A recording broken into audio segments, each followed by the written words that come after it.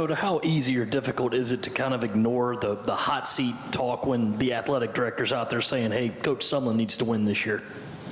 You know, that's really not a lot of my concern. I just know that I love Coach Sumlin. I love the program that he's put together, the staff that he's put together. I believe that he is doing everything he can to make sure that we're going to win, that we're prepared. We're really getting after it this summer. We've got a new strength staff that's doing a lot to help us to prepare.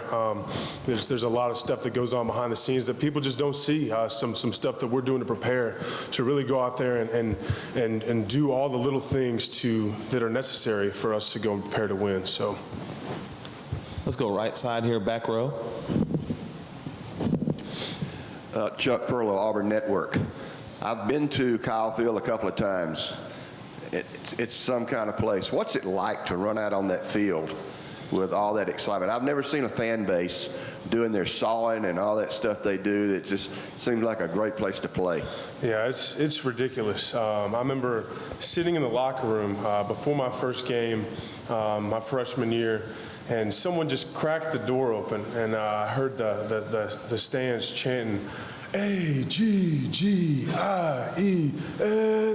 And man, I just got goosebumps. Like they just cracked the door and I could hear 104,000 people chanting that. And so to run out of that tunnel in front of those people, they're diehard, just like most of the teams in the SEC. But the 12th man is something special, something awesome to be a part of.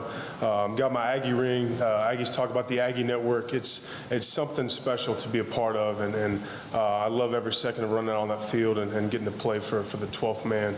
I believe that every one of them believes they're part of the team. You know, as they yell and they chant, they'll cause some miscommunications, some tough third downs for the other team, and so love playing for the 12th man.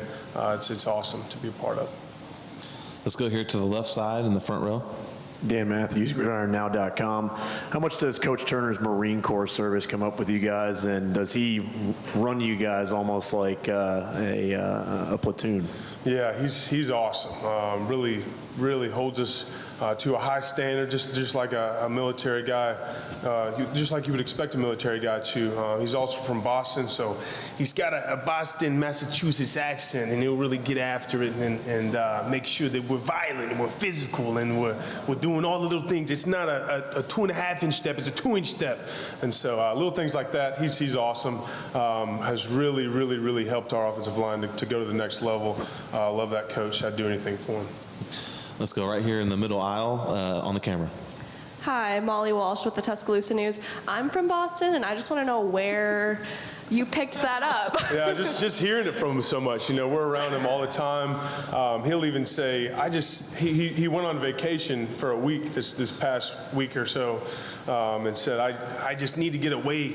Y'all got too much of me. You're in front of my face too much.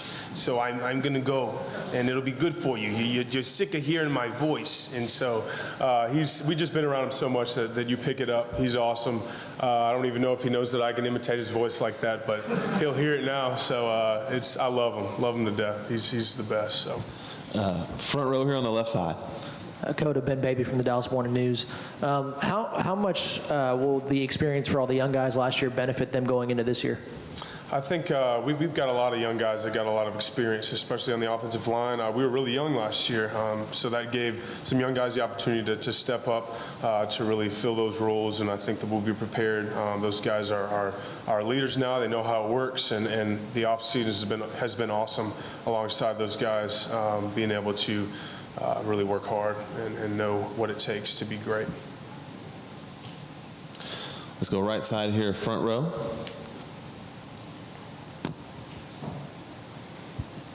Michael Bradman from Saturday Down South. Can you talk about Kellen Mond and if he potentially plays, what he brings to the offense? Yeah, Kellen Mond he's an athlete. You know, he's definitely a dual threat guy. We'll be out there running sprints and it's amazing to see him run. He's really a heck of an athlete, good quarterback too. And so, but we'll see. You know, it's still open for competition. The other two guys are great players too. Jay Kubinak with the experience, really love that guy, and went to Haiti with him, and Nick Starkel as well, went to Haiti with him too. His leadership's awesome. He's really got a cannon. All three of those guys are really, really good players, and so I think that we'll be successful. Whoever wins the job, competition makes people better, and iron sharpens iron, and so they'll push one another to be the best that they can possibly be, and we'll make a decision on that later. So looking forward to seeing what happens with that. Let's go left side in the back corner. Koda, Brian Peroni from 24/7 Sports. You're playing left tackle. You're going to have a inexperienced quarterback, you know, no matter who wins the three jobs.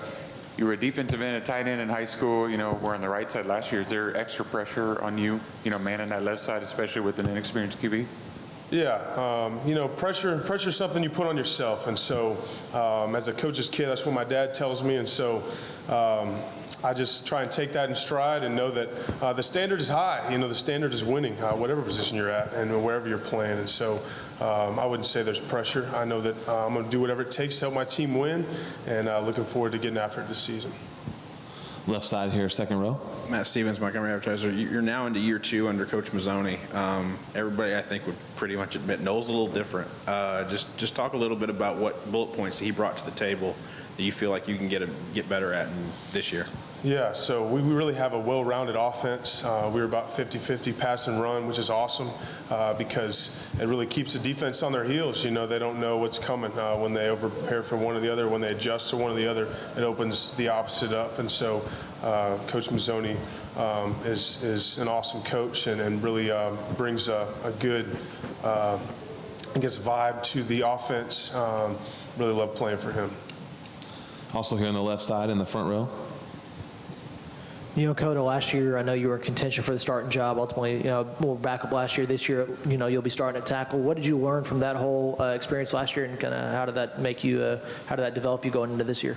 Yeah, you know, I've been at A&M for 3 years, and there's been a long line of great offensive tackles come through, and so getting to learn from those guys, getting to watch those guys, learn the little technique things, and get some expertise from those guys has been awesome. Looking forward to being the next guy. So. Left side here, second row. Chris Walsh, SEC Country. Okay, this might be the dumbest question. Koda, what are you named after? Are you named after a bear? Yeah. So the Brother Bear movie. No, the only Kodas I've ever met are dogs. You know, my fiance's dog's name was Koda. I was like, it's a good name. I thought it's short for Dakota. My parents named me Dakota, but they spelled it D-O-K-O-D-A, so I go by Koda for short. Kind of unique, but I like it. So, yeah. So how does that help the name versus Yeah. I was Dakota for a little while, but we figured it out. So I just kind of try and figure out what's going on. Go to time to eat. I'm like, oh man, it's not my turn to eat. You know, I was wanting some food. You know, it's all right. It's good. It was German Shepherd. It actually passed away recently. She was sad, but I'm the only Koda now, I guess. So I'm kind of sad, but.